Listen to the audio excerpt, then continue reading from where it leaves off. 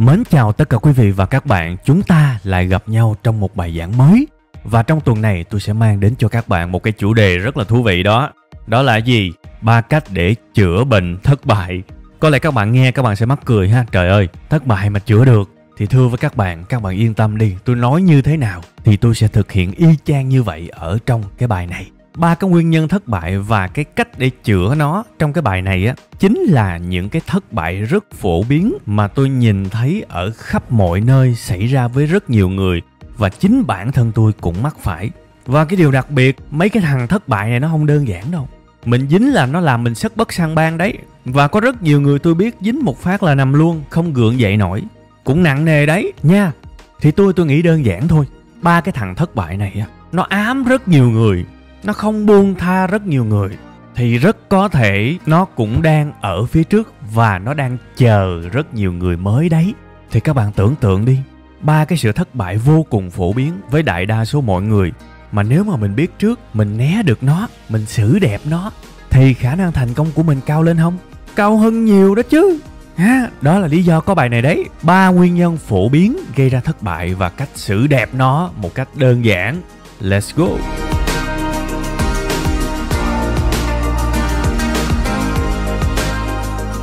Ok các bạn, đây là lỗi thất bại đầu tiên. Cái lỗi này nhiều người bị lắm luôn á.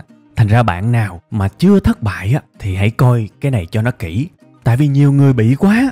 Coi để mà biết mà né nha.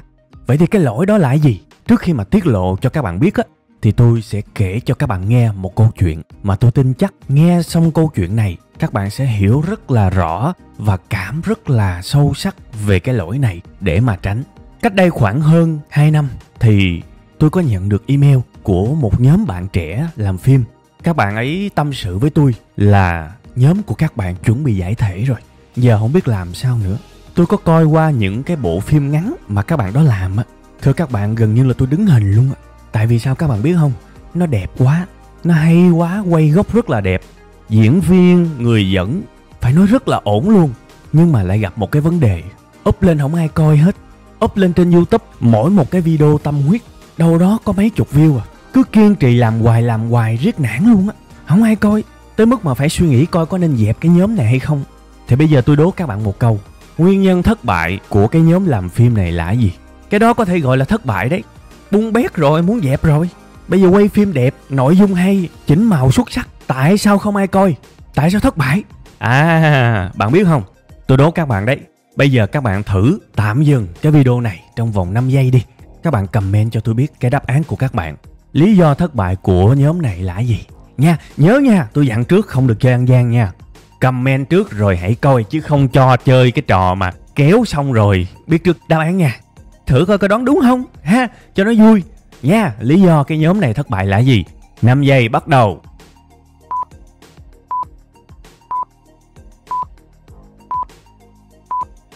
Rồi, hết 5 giây rồi. Các bạn đã tìm ra được nguyên nhân thất bại của cái nhóm này chưa? Đây là câu trả lời của tôi.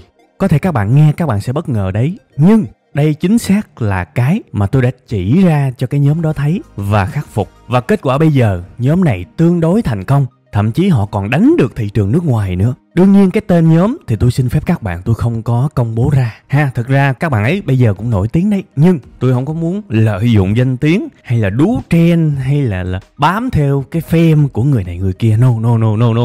Tôi không cần những thứ đó. Thành ra để cho cái bài này khách quan thì tôi sẽ không công bố tên của nhóm đó ha. Vậy thì bây giờ quay trở lại vấn đề, nguyên nhân thất bại của họ là gì?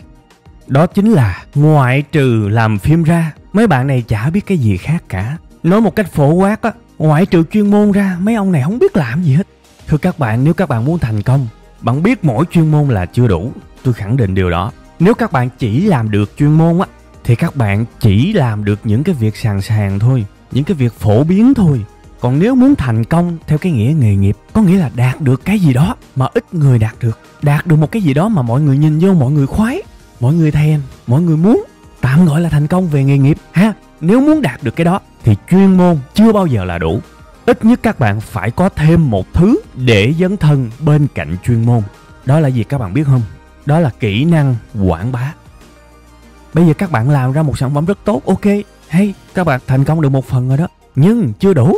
Các bạn phải biết cách mang nó tới khách hàng, phải cho người ta thấy nó, phải làm cho người ta mê nó, người ta chọn coi nó, người ta chọn xài nó.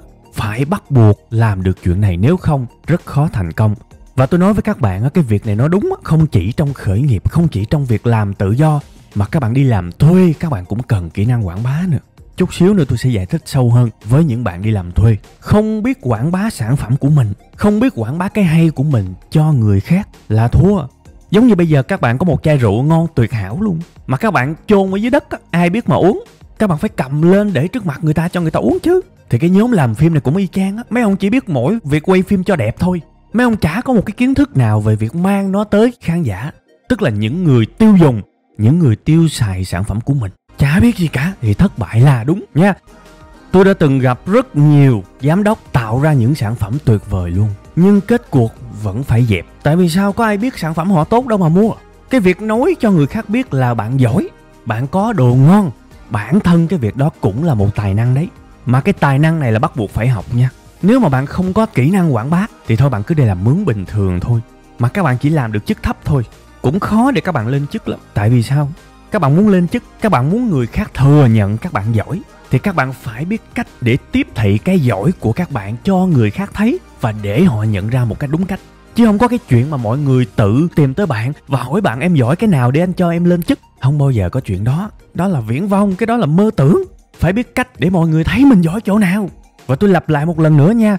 Nội cái việc mà khiến cho người khác thấy được là bạn giỏi, bạn có sản phẩm tốt, bạn có đồ ngon, nội cái việc đó thôi đã là một kiểu tài năng rồi đấy. Đừng bao giờ coi thường chuyện đó. Vậy thì bây giờ tổng kết lại các bạn, chúng ta sẽ có 2 cột ha. Đầu tiên, cột bên trái với những người đang làm chủ hay là làm tự do kiểu như là freelancer á, các bạn cần phải học thêm về marketing, tức là tiếp thị, rồi bán hàng, tức là sales nha. Các bạn cần phải học thêm những thứ này nếu các bạn muốn thực sự mang sản phẩm của mình đến với khách hàng. Không học là không làm được đâu. Còn không thì các bạn phải thuê người giỏi chuyên môn về cái này, chứ mà thuê người kém kém thì cũng chết. Nên là tôi vẫn đề xuất các bạn cần phải có hiểu biết về những cái này nha, rất quan trọng. Còn cái cột ở bên phải sẽ dành cho những người đang đi làm thuê, thì những người này thực ra rất đơn giản. Học không cần quá nhiều giống như những người làm chủ đâu. Các bạn cần lưu ý cho tôi những cái từ khóa sau. Thứ nhất, thương hiệu cá nhân. Thứ hai, các bạn cần phải biết về tiếp thị bản thân, tức là marketing yourself. Và thêm một cái nữa, đó là kỹ năng có được lòng tin từ cấp trên. Các bạn cần để ý 3 cái này thôi. Và cái cách học như thế nào? Dễ ẹt. Chúng ta đang ở trong những cái thời điểm mà nó dư thừa thông tin và kiến thức. Đây không phải là những năm 97, 98, 99, 2000 mà chúng ta thiếu tư liệu học. No, bây giờ quá nhiều. Các bạn cứ lấy những cái từ mà màu đỏ ở trên màn hình các bạn thấy á, các bạn gõ nó trên Google, các bạn cứ gõ nó trên YouTube, ra vô vàn những bài giảng mà các bạn có thể học. Và nhớ gõ bằng tiếng Anh và tiếng Việt nha, để đa dạng cái kiến thức. Hoặc là các bạn lên những trang bán sách hay là tới nhà sách, thấy cuốn nào mà dính tới những cái từ khóa màu đỏ ở trên màn hình các bạn thấy thì mua về mà đọc. Thế là sẽ quen, sẽ thuần thục và sẽ biết cách phải làm cái gì để người ta biết tới sản phẩm của mình, để người ta biết tới tài năng của mình nha. Trước khi mà qua phần tiếp theo, tôi mong các bạn giúp chúng tôi bằng cách bấm vào nút like ở bên dưới cái video này nếu các bạn thích nó, hoặc là nút dislike nếu các bạn không thích, và các bạn cứ thẳng thắn nha. Cái việc này thực sự rất ý nghĩa với chúng tôi, tại vì tôi cần nhìn vào số liệu thích hoặc là không thích này để mà chỉnh sửa, để mà hoàn thiện, và những cái video sau nó sẽ hay hơn video trước. Nếu các bạn thấy video sau mà hay hơn cái video trước á, chắc chắn cái người góp một phần vào đó là các bạn, thông qua cái việc bấm thích hoặc là không thích nha. Các bạn giúp tụi tôi nha. Ok các bạn, như vậy là chúng ta đã vừa xong cái đầu tiên ha. Trước khi mà đi qua cái tiếp theo thì tôi có lưu ý với các bạn 2 cái kỹ năng trong cái phần 1 mà tôi giới thiệu đến các bạn. 1, kỹ năng chuyên môn vững và tốt. 2, kỹ năng quảng bá. Thì thưa các bạn, cái này là cái tối thiểu thôi. Khi mà quy mô của các bạn to lên á, các bạn sẽ cần nhiều kỹ năng hơn. Ví dụ bây giờ công ty đi, to lên thì phải cần thêm kỹ năng lãnh đạo, kỹ năng nhân sự chẳng hạn. To lên nữa, nó sẽ cần kỹ năng đối ngoại. Có nghĩa là bây giờ mình không còn chơi mình nữa, mình chơi với những công ty khác, những đối tác khác. Rồi cứ thế lớn. Bạn càng lớn thì bạn càng cần nhiều hơn. Nhưng chí ít thời điểm bắt đầu, thời điểm bạn còn nhỏ thì bạn cần tối thiểu 2 cái này. Cần tối thiểu 2 cái này đã có thể thành công ở một mức độ nào đó rồi, là dư sống rồi. Thật sự đấy nha. Nên nhớ kỹ, tùy tham vọng của các bạn thôi. các bạn muốn thành công và còn dư thời gian để đi chơi, để thanh thản, để ABC, thì thôi hai cái này là được rồi. Còn nếu các bạn tham vọng cao hơn, các bạn muốn chinh phục nhiều thứ cao hơn, các bạn có những mục tiêu cao chót vót, thì các bạn phải nhớ nha, các bạn cần nhiều hơn hai cái này. Rồi ok ha, bây giờ qua tới cái sai thứ hai, coi nó là gì và cách né nó.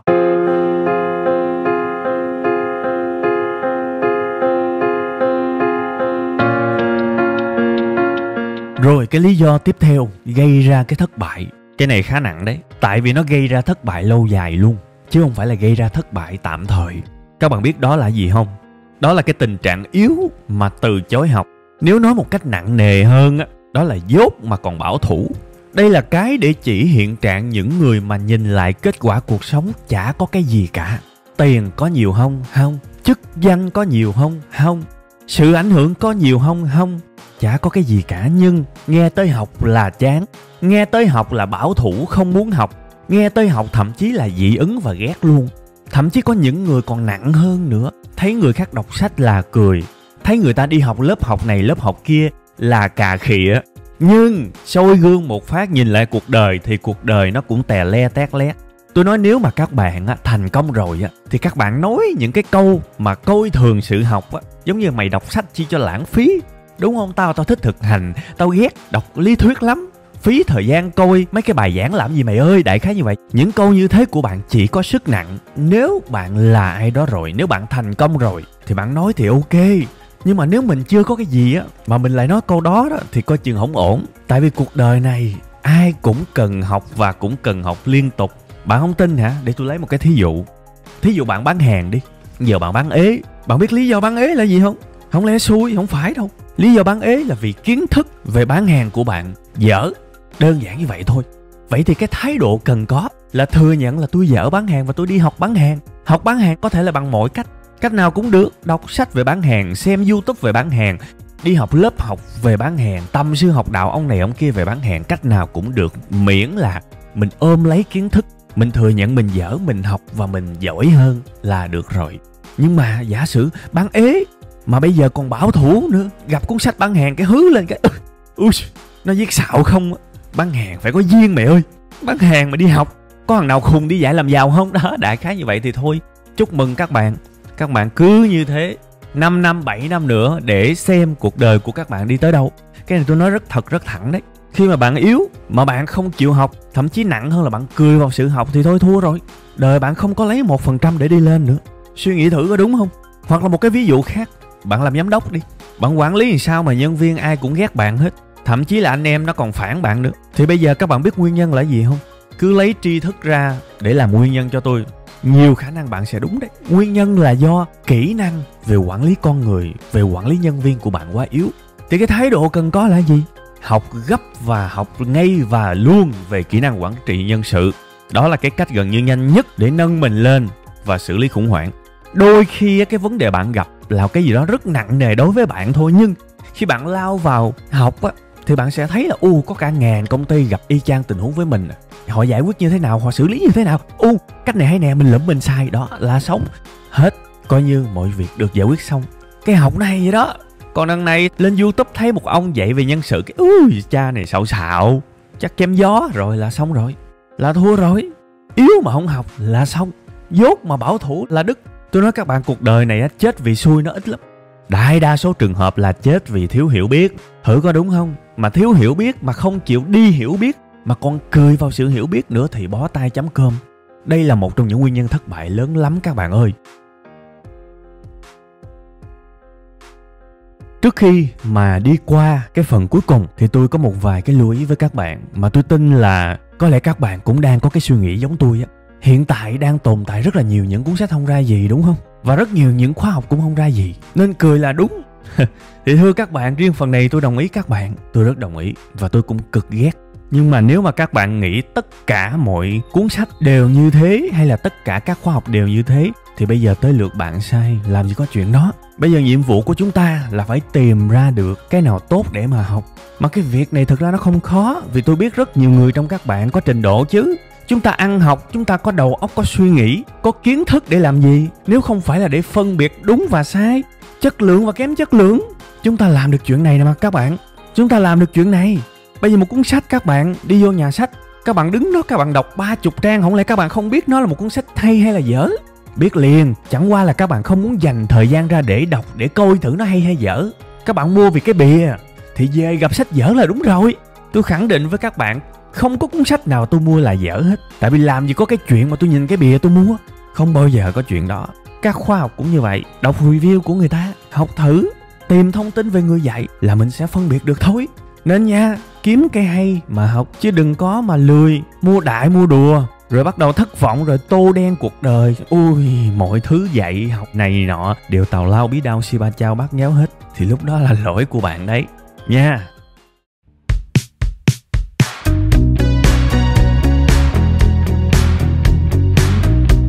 Rồi, hello các bạn, đây là cái sai cuối cùng, cái lỗi cuối cùng gây thất bại và cái cách để xử lý nó.